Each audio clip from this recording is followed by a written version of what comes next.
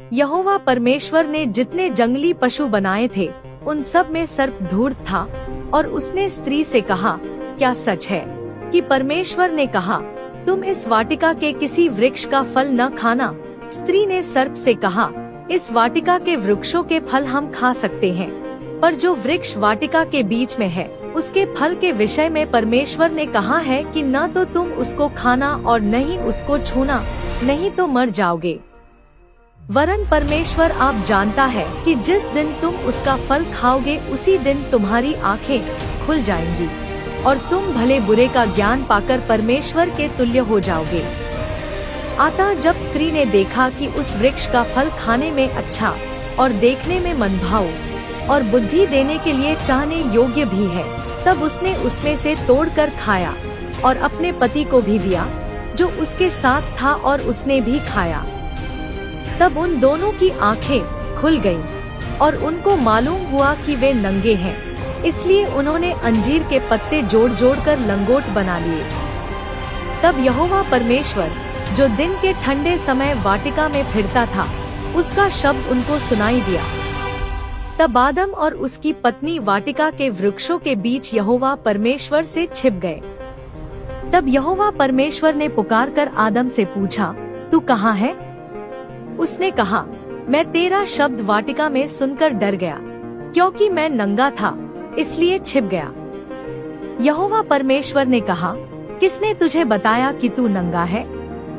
जिस वृक्ष का फल खाने को मैंने तुझे मना किया था, क्या तूने उसका फल खाया है? आदम ने कहा, जिस स्त्री को तूने मेरे संग रहने को दिया है उसी ने उस वृक्ष का फल मुझे दिया और मैंने खाया। तब यहोवा परमेश्वर ने स्त्री से कहा, तूने यह क्या किया है? स्त्री ने कहा, सर्प ने मुझे बहका दिया, तब मैंने खाया। तब यहोवा परमेश्वर ने सर्प से कहा, तूने जो यह किया है इसलिए तू सब घरेलू पशुओं और सब जंगली पशुओं से अधिक श्रापित है। तू पेट के बल चला करेगा और जीवन भर मिट्टी चाटता रहेगा। और मैं तेरे और इस स्त्री के बीच में और तेरे वंश और इसके वंश के बीच में बैर उत्पन्न करूंगा। वह तेरे सिर को कुचल डालेगा और तू उसकी एड़ी को डसेगा। फिर स्त्री से उसने कहा, मैं तेरी पीड़ा और तेरे गर्भवती होने के दुख को बहुत बढ़ाऊंगा। तू पीड़ित होकर बच्चे उत्पन्न करेगी और तेरी लालसा तेरे पति की ओर होगी और वह तुझ पर प्रभुता करेगा। और आदम से उसने कहा, तूने जो अपनी पत्नी की बात सुनी और जिस वृक्ष के फल के विषय मैंने तुझे आज्ञा दी थी कि तू उसे न खाना, उसको तूने खाया है, इसलिए भूमि तेरे कारण श्रापित है। तू उसकी उपज जीवन भर दुहक के साथ खाया करेगा और वह तेरे लिए कांटे और ऊंटकटारे उगाएगी।